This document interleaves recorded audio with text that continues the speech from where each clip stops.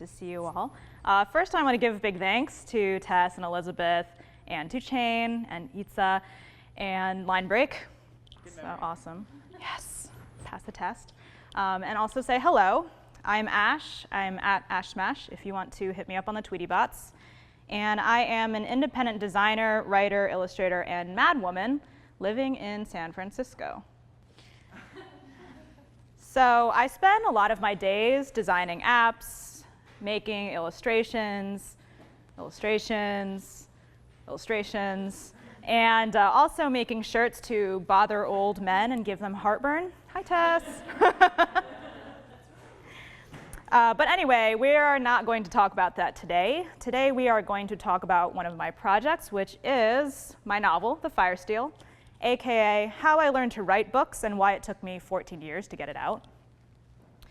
So The Firesteel itself is a 328-page book. It's about being in your 20s, specifically about a furniture designer who loses the love of a powerful oracle.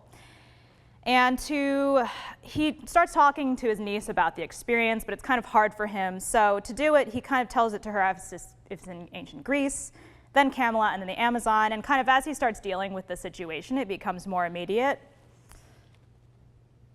And so I just got the hardcovers in the mail last week, which was very exciting. And these are a couple of shots from people who are starting to get them in the mail, which is exciting too. And people always ask me what possessed me to write a book, because I'm a designer, not a writer. I was not trained to write things. And there's a couple of reasons. So when I started writing the book at 14, I started to write it because I was really into fantasy stories like magic missiles, unicorns, the whole shebang.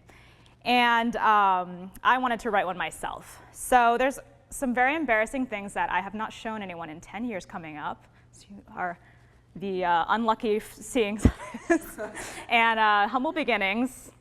So without further ado, these are some really creepy paintings I did 14 years ago of the main characters. Really funny.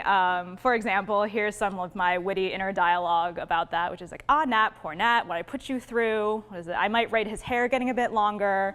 He's living on the edge, you know. I don't know how we got embarrassed before the internet. It's like really bad. This is early web design. This is, so you can see I was destined to be a designer. It's like so bad. It's like really horrible. But it's okay. At 20, I started writing the book again after a brief hiatus. And this was because I wanted to develop my graphic novel and drawing chops. And so some more paintings, because apparently that's what I did. They're super embarrassing. These are also the main characters. And I tried again to write this book at 26, and it was kind of more of a dare. So I do this thing where people will be like, oh, I want to be a designer, but I can't. And I'll be like, whatever, just put in your 10,000 hours. You can do it. I believe in you. And I do honestly believe that. I believe that if you put in 10,000 hours, you can learn pretty much anything on Earth. But I caught myself reading a great novel, and I was like, oh, man, I wish I could write a novel. And you remember that like baby lightning feeling? You're like, oh, it's so exciting. And then so after this happened, I was like, caught you, Ash. Challenge accepted. You're gonna write a friggin' novel. So I started working on this book again. And I did not go to college for this shit. In college, I learned how to sell Helvetica.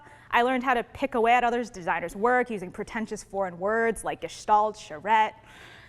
And so at this point, I was like kind of messing around. I was like, well, let's try to make this like an interactive site book. I know sites at least. So this was kind of a design project instead of a writing project, and maybe that would make it less scary. But the reality was that the plot was like a total discombobulated mess. The elements of time travel were not well defined, so the main character would just like pop in and out of time at like whimsy for no seeming reason. And there was also this big issue that stuff was happening to the characters, and they were kind of these like boring victims of their universe. We're just like, like we're in a can, and you're shaking us around. And so it's like really not that fun to read. So I'm a bit stubborn though, and there was something really real at the heart of this book. And the characters were really meaningful to me because there's this idea of a man who can travel through time and a woman who can see through time. So it's kind of like they both have only part of this puzzle figured out. And so I took the whole book and threw it away and kind of broke it down to the basics. So I figured out the spine that would hold it together, this like kind of tension between like a man and a woman. And time travel then had a point. Instead of being like a plot ploy, like, this will make things like really exciting, it became a way of selectively exploring this guy's memory and kind of like a coping mechanism for him. So I got back to it. Any excuse to put him in a slideshow. So I threw the whole thing out, and I wrote this book mostly when I still had a full-time job. I'd sometimes only write for like 20 minutes a night or so, or do some like research, which we all know means pinning moody images on Pinterest. But it added up. I mean, so it's funny because I read some of this stuff. This is from like 2011. This, for some reason, was like a screenplay back then. And so you see like, what are you doing? And he's like touching a watch. And then the year later, it's like stuff is changing around, but he's still like, what are you doing, for some reason? And then the final thing, still, what are you doing? Still there. But there are these little morsels that like stood the test of time while everything else was changing around it, which was kind of interesting to see. And design-wise also that happened. You remember this asshole. I consider this like a kind of cover at the time. This is back in like 2003, which is funny. That's back when I went by Ashley, my Connecticut name.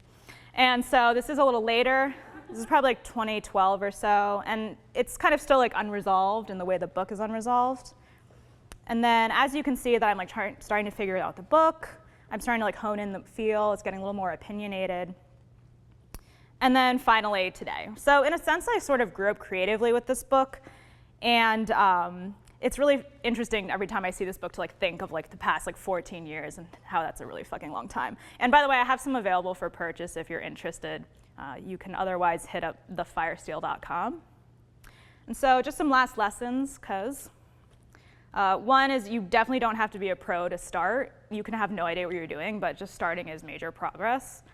The second is that a little stubbornness is totally necessary. There's a lot of things that are just going to get in your way and tell you not to do this, including yourself, all the other things you could be doing with your time, all the laundry, all the like whatever. All the people who are just like, you're doing what? Why? What is that? And also that it's not going to happen tomorrow, but in retrospect, there we go. But in retrospect, it's going to go by so quickly. So that's that. Thank you.